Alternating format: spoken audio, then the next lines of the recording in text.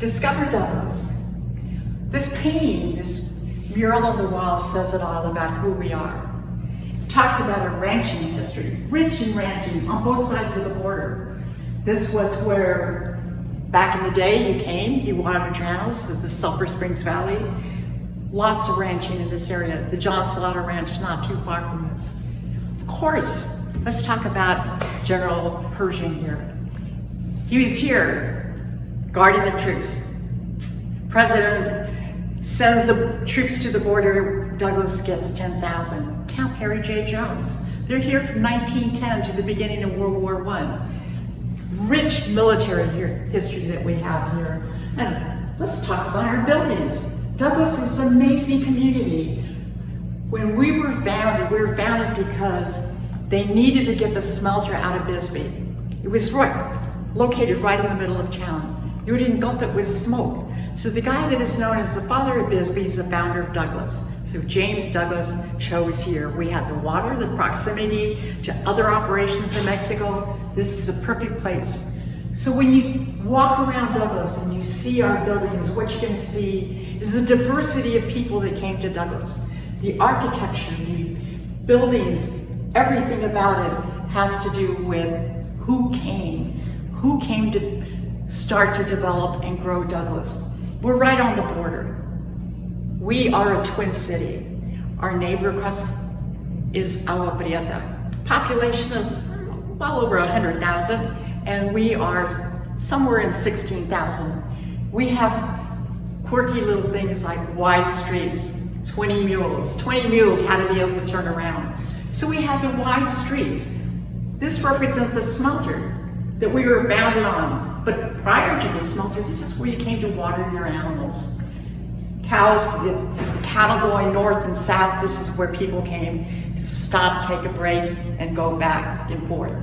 Baseball. Those men that came and built Douglas, my God, they had to have entertainment. So we had baseball. They were building the railroad, they were building the smelter, they were building the homes, Douglas was in boom. 1901, the decision is made. By 1905, we're incorporated and we are growing. People are coming from everywhere. We had a big Jewish community, a Lebanese community, a Syrian community, name it. People from everywhere were coming. And we had to entertain all of these troops and men. Baseball, of course, baseball is what keeps us alive, you know. And we had this image here, the Copper Kings.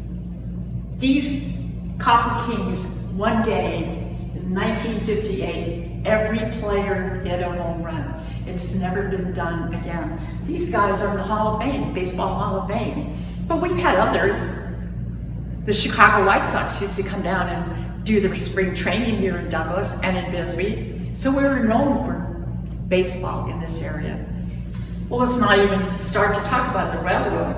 We had rails that went north-west, north-south, east-west. They had, coming up from the southern part of Mexico, they came to the border. We had railroad that went down to the north to the borders. I mean, they were everywhere. They carried the copper, they carried the troops during World War I, World War II, and aviation. Let's talk about aviation. First international airport of the Americas. How cool is that? Planes could not fly over the Sierra Madres or the Rockies, so they had the southern route. This was the southern route. So we had airlines coming through here, so we had a lot of aviation. Let's talk about Amelia Earhart and the women that flew in these trips across the nation. They would stop in Douglas and they would stay here. We have a great air museum here to capture the aviation history, or the Douglas bomber that was, rented out when the Mexican Revolution was going on, and that little homemade plane was used to carry homemade bombs and dropped on the other side. So our history is so rich, and we won't even start to talk about the food in Douglas. It's amazing food. So this kind of just gives you a little touch of who we are. I gotta tell you, when you're in Douglas, one of the things that happens is we're friendly. So just get to know that when you come to Douglas, you'll see a lot of this. But Douglas, for me, is my hometown. It will always be my hometown. And it is one of those places that you just can't get it out of your skin. It's just one of those places that is a great place to live or visit or have dinner or lunch. So come on down.